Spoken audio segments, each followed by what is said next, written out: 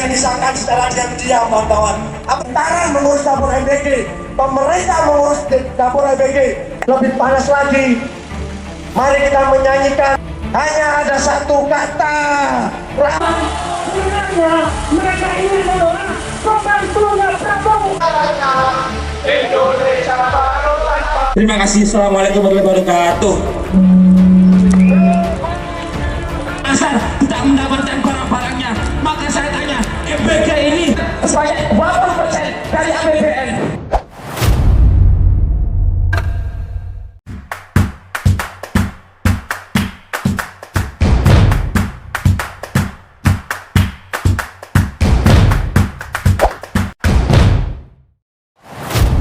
Tadi juga nggak ini ya, mereka nggak minta kita teruskan ya tadi ya? Teruskan. Oh, diteruskan ya?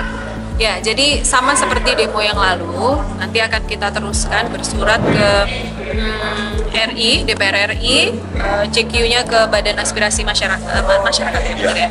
Masyarakat, kita akan sampaikan semua tuntutan dan kita akan berikan surat pengantar untuk itu. Karena memang ada proses ya yang harus dilalui gitu, proses di mana kita menyampaikan tuntutan. Saya kira RI sudah melakukan, DPR RI sudah melakukan tindak lanjutnya. Kemarin saya juga sempat memantau di pemberitaan bahwa komisi yang salah satunya dipimpin oleh Pak Charles itu sudah melakukan revisi, bukan revisi, evaluasi secara menyeluruh gitu ya, berkaitan tentang satu program yang kemarin memang disampaikan oleh teman-teman gitu ya. Saya kira ini adalah sebuah langkah awal yang baik gitu ya, artinya semakin rigid evaluasinya seperti itu. Itu salah satu contoh gitu ya, seperti itu. Jadi begini, intinya adalah program ini, nah yang namanya program atau kebijakan itu tidak mungkin akan lalu kemudian muncul dengan langsung sempurna. Beberapa kali saya sampaikan bahwa titik tekannya adalah evaluasi secara berkala di semua sektornya, perbaikannya, semua sektor atau komponen yang ada di dalam program tersebut.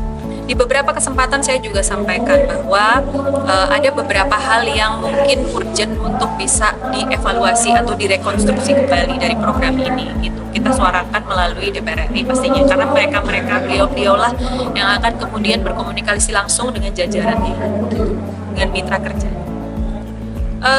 Sebetulnya kalau untuk menolak atau mengevaluasi itu sendiri adalah kebijakan pusat ya, itu adalah kebijakan pusat. Kami di sini selalu saya sampaikan bahwa posisinya itu sangat mendukung program pemerintah, tapi dengan catatan karena sasarannya adalah di pemerintah kota atau di Kota Malang. Ini maka kita harus bagaimana bisa menghantarkan seluruh evaluasi atau rekomendasi kepada pemerintah pusat.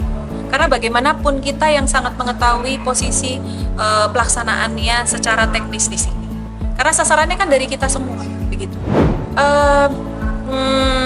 Jadi memang ada beberapa keluhan atau catatan gitu ya yang disampaikan ke kebetulan saya juga sempat ada yang menyampaikan ke saya, mungkin teman-teman lain juga sempat mendengar gitu ya.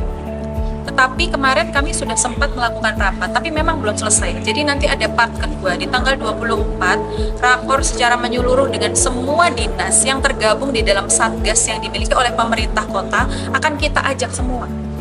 Supaya dievaluasi tahu kekurangannya di mana. Dan kemudian apa yang harus dilakukan.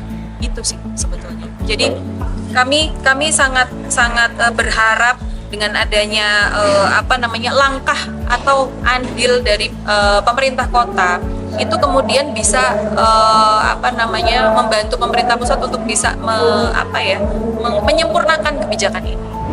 Sebetulnya sudah berjalan, evaluasinya bukan dari kita ya, artinya masukan-masukan itu dari kita gitu. Evaluasi oleh DPR RI sudah dilakukan sebetulnya secara berkala gitu. Dari kami memberikan input-input dan masukan-masukan seperti itu dalam kondisi lapangan yang nyata itu seperti apa.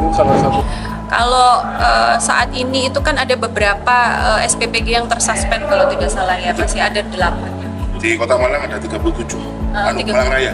Malang Raya 37 ya. Jadi itu kan menandakan ada beberapa komponen yang harus diperbaiki. Nah ini adalah contoh. Ya pastinya SPPG dong. Karena kan sebagai penyedia makanan itu sendiri kan gitu. Nah, kemudian tangan-tangan berikutnya adalah bukan menyalahkan ya, tetapi pihak sekolah sebagai pintu atau koridor gatekeeper-nya berkaitan tentang makanan yang diberikan kepada para peserta didik.